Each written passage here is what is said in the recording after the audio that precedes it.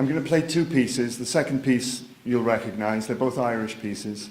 But the first piece I want to just introduce with a little story.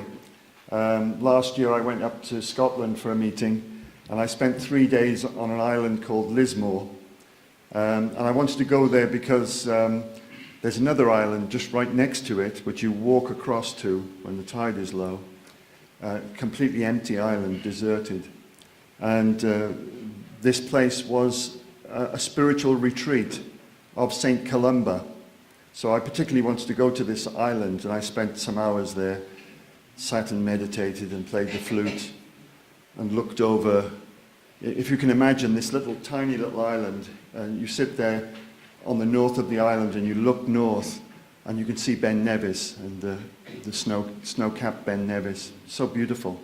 Sit there playing the flute and thinking that this was the place where St. Columba, who's famous for Iona, the island of Iona, he used that place as a spiritual retreat.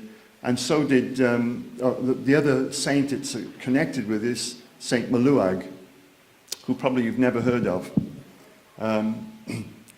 So long story short, the tune I want to play, I can't even remember when, but I heard one Irish person playing it, and he said, oh, this is associated with the Roscommon area of Ireland. It's called Easter Snow. There's a little place, very tiny place called Easter Snow in Roscommon. And he said it's connected with the Luan Monastery. And just yesterday I thought, what's this Luan Monastery? So I looked it up, and I discovered Luan Lua is Saint Lua, which is another name for Maluag.